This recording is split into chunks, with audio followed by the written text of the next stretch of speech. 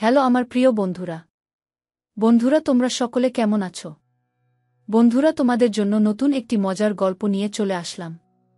বন্ধুরা গল্পটি না টেনে শেষ পর্যন্ত দেখলে আপনাদের দাঁড়িয়ে যাবে, আপনার পাইপ দিয়ে পানি পড়বে এবং আপনি হাতের কাজ করতে বাধ্য হবেন।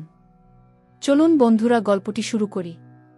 আজ 6 দিন পর ইশিকা ভার্সিটি যাচ্ছে। পায়ের হাল এখন ভালোই ঠিক। এই 6 দিনে আমান হাজারো ব্যস্ততার মাঝেও পালা করে কল করে যে কতবার খাবার মেডিসিন এর কথা মনে করিয়েছে, খোঁজ নিয়েছে তার ইয়ত্তা নেই। ইশিকা বাসা থেকে বের হতে পারবে না বলে তো দুদিন রাতে আমান ইশিকাদের বাড়ির নিচেই চলে এসেছে, বারান্দার দূরত্ব থেকে হলেও একটিবার দেখার জন্য তার ইস্যুকে। ইশিকা ড্রেসিং টেবিলের সামনে বসে চুল আঁচড়াতে আঁচড়াতে এসব ভাবছে আর আনমনে হাসছে। ইস, সেদিন রাতে ফোন অফ ছিল বলে পরদিন কি বকাটাই না বকল লম্বু শয়তানটা। তবে আমানের কেয়ারগুলোর সাথে সাথে এই বকাগুলোও আজকাল ইশিকার কাছে অদ্ভুতভাবে অন্যরকম ভালো লাগে। শুনেছে প্রেমে পড়লে নাকি করলাও মিষ্টি লাগে। আচ্ছা, সে কি আমানের প্রেমে পড়ে গেল নাকি? ভালোবেসে ফেলল তাকে, পরক্ষণেই আবার মনে পড়ল তার অজান্তেই কিভাবে বিয়ে করে বউ বানিয়ে ফেলল খোকসটা। বউ? ইশিকা বিড়বিড় করে মুখের শব্দটা আওড়াল। হ্যাঁ বউ, এখন সে আমানের বউ। কথাটা মনে আসলেই নিজের অজান্তেই ঠোঁটের হাসিটা চড়া হয়ে উঠল। আয়নায় তাকাতেই দেখল ফর্সা গাল দুটো লাল হয়ে উঠেছে।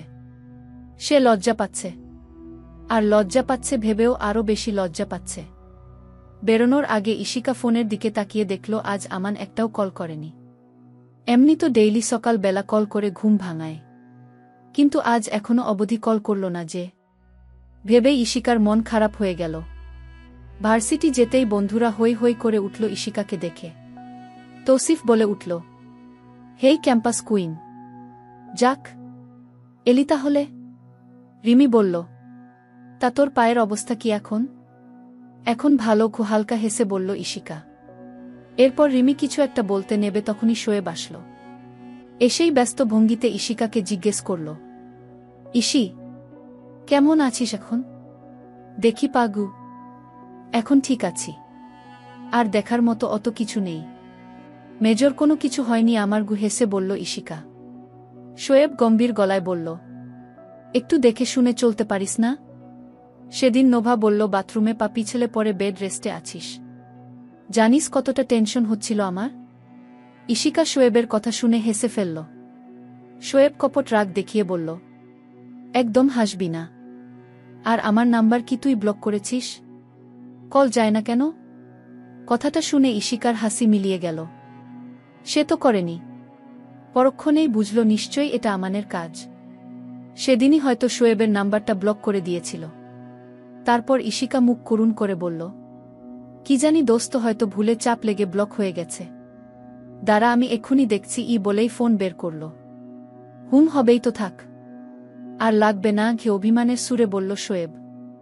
ইশিকা অপরাধী কণ্ঠে বলল, সরি দোস্ত, আমি ইচ্ছা করে করিনি, বিশ্বাস কর। এই দেখ আনব্লক করে ফেলেছি। প্লিজ আর রাগ করিস না প্লিজ। শোয়েব ইশিকার দিকে তাকিয়ে হেসে ফেলল। কি আছে এই মেয়েতে, যে রাগ করতে চাইলেও করতে পারে না সে? যা পারে তা শুধুই। ভেবেই শোয়েব ছোট একটা নিঃশ্বাস ছাড়ল। তখনই রিমি বলে উঠল, এই শেষ হয়েছে তোদের রাগ অভিমানের পালা।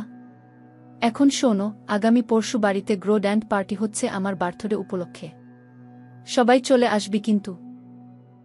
আর তোরা পরবি শাড়ি, অ্যান্ড এটা মাস্ট। নোভা আর ইশিকাকে উদ্দেশ্য করে বলল রিমি। ইশিকা বলল, এই আমি কিন্তু পরছি না। শাড়িতে আমি ভীষণ আনকমফোর্ট ফিল করি। নৌ, কোনো কথা শুনছি না, পরতেই হবে। অ্যাটলিস্ট আমার জন্য পরবি প্লিজ। এই নোভা বলো না ওকে, কি বলল রিমি। আরে একদিনই তো ইশি, পরিস, কি প্রবলেম? ইশিকার দিকে তাকিয়ে বলল নোভা। প্লিজ দোস্ত, একদিনই তো। আমার জন্য এইটুকু করতে পারবি না বল? ইশিকার হাত ধরে বলল রিমি। ইশিকা হেসে বলল, আচ্ছা ঠিক আছে পরব। এখন আপাতত ক্লাসে চল, টাইম হয়ে গেছে। ক্লাস শেষে তৌসিফ তার বাইকে রিমিকে নিয়ে চলে গেল। তখনই শোয়েব বাইক নিয়ে এসে ইশিকা আর নোভার সামনে দাঁড়াল। ইশিকাকে উদ্দেশ্য করে বলল, চল তোকে ড্রপ করে দেই। ইশিকা একবার নোভার দিকে তাকাল, তারপর বলল, না রে, লাগবে না। কেন? আমার বাইকে বসতে কি কেউ নিষেধাজ্ঞা আরোপ করেছে নাকি?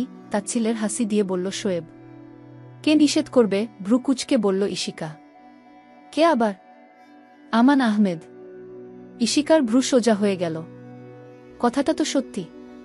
আমান তো বলেছেই শোয়েবের থেকে দূরে থাকতে। ইশিকা কি বলবে ভেবে পাচ্ছে না। ইশিকাকে চুপ থাকতে দেখে শোয়েব মলিন হেসে বলল, বুঝেছি। আচ্ছা ঠিক আছে, সাবধানে যাস বলেই বাইক স্টার্ট দিয়ে চলে গেল। ইশিকা কিছু বলার সুযোগও পেল না। শোয়েব চলে যেতেই নোভা বলল, ইশি, তুই কিন্তু এখনো সেদিনের ঘটনার কথা বললি না আমাকে। ভাগ্যিস সেদিন আমি ছাড়া ওরা কেউ ছিল না তখন। তাহলে তোর কত প্রশ্নের সম্মুখীন হতে হতো বুঝতে পারছিস। এবার বল কি হয়েছিল সেদিন। ইশিকা হাঁটতে হাঁটতে নোভাকে সব খুলে বলল। সব শুনে নোভা অবাক হয়ে বলল, তার মানে তোদের বিয়ে হয়ে গেছে? Seriously Ishii? এত বড় একটা কথা অথচ বাসার কাউকে জানাসনি কেন? কি বলতাম? উল্টে সবাই আমাকেই ভুল বুঝত। আর তাছাড়াও আমার মনে হয় আমানের জন্যও আমার মনে ফিলিংস তৈরি হয়েছে এই কদিনে। ওর কেয়ারগুলো আগে আমার পাগলামি মনে হলেও ইদানিং অন্যরকম একটা অনুভূতি দেয় গি। বুঝলাম, তো এখন কি করবি? ইশিকা একটা দীর্ঘশ্বাস ফেলে বলল, জানি না। এরপর কিছুক্ষণ চুপ থেকে বলল, আচ্ছা বাদ দে এসব। এখন একটা রিকশা নে। কিরে কি হলো? দাঁড়িয়ে পড়লি কেন? ইশিকা নোভার দৃষ্টি অনুসরণ করে তাকাতেই দেখল আমান তার গাড়িতে হেলান দিয়ে দাঁড়িয়ে আছে। আমানকে দেখতেই ইশিকার মুখের কোণে এক চিলতে হাসি ফুটে উঠল। নোভা মুচকি হাসি দিয়ে বলল, তোমার পার্মানেন্ট ড্রাইভার এসে গেছে। এখন আর রিকশার দরকার নেই। যাও যাও। ইশিকা আস্তে আস্তে এগিয়ে গেল আমানের দিকে। পুরো ফর্মাল লুকে আছে আমান। কি হ্যান্ডসাম লাগছে দেখতে। ইশিকার সামনে গিয়ে দাঁড়াতেই কিছু না বলে গাড়ির ডোর খুলে দিল আমান। ইশিকা একবার আমানের দিকে তাকিয়ে গাড়িতে উঠে পড়ল। ইশিকা ভাবল এবার জিজ্ঞেস করবে কেন আজকে সকালে একবারও ফোন করল না সে। তখনই ড্রাইভ করতে করতে আমান বলল, আধ ঘন্টা পর আমার ফ্লাইট। ইশিকা চকিতে তাকালো আমানের দিকে। অবাক হয়ে বলল, কোথায় যাচ্ছেন? দুবাই। বিজনেসের কাজে। দুদিনের জন্য। ইশিকা আস্তে করে বলল, ও।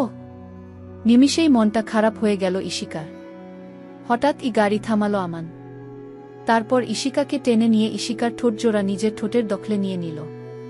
প্রথমে আচমকা ঘটনায় ইশিকা ভ্যাবাচেকা খেয়ে গেলেও পরে বুঝতে পেরে শান্ত হয়ে গেল। আজ কিছুই বলল না। সেও কেন যেন মানুষটার এই উষ্ণ ছোঁয়াটুকু বড্ড মিস করছিল একদিন। বেশ কিছুক্ষণ পর ইশিকা ছেড়ে দিয়ে কপালে কপাল ঠেকিয়ে আমান বলল, এই 6 দিনের জমানো পাওনার হিসাব আর আগামী 2 দিনের অগ্রিম পাওনা হিসাব বুঝে নিলাম। তারপর ইশিকার গাল দুটো নিজের হাতের আঁচলে নিয়ে কপালে আস্তে করে চুমু খেল। ইশিকার চোখের দিকে তাকিয়ে বলল, খুব মিস করব তোমাকে লক্ষ্মীটা গি। ইশিকা নিচের দিকে তাকিয়ে কাপা কাপা কণ্ঠে ঠেকে ঠেকে বলল, আমিও। কথাটা শুনেই আমান হেসে ফেলল। তারপর ইশিকাকে ছেড়ে গাড়ি স্টার্ট দিয়ে একেবারে ইশিকাদের বাড়ির মোড়ে এসে থামাল। তারপর গাড়ি থেকে নেমে গেল ইশিকা। ফের ঘুরে তাকালো আমানের দিকে। কিছু একটা বলতে চেয়েও বলতে পারল না। ফের সামনে তাকিয়ে জোরে জোরে পা ফেলে চলে গেল বাড়ির দিকে। কেন যেন খুব কান্না পাচ্ছে। আমান ইশিকার যাওয়ার দিক কিছুক্ষণ তাকিয়ে থেকে ফের একটা ছোট করে শ্বাস ফেলে গাড়ি ঘুরিয়ে এয়ারপোর্টের উদ্দেশ্যে চলে গেল।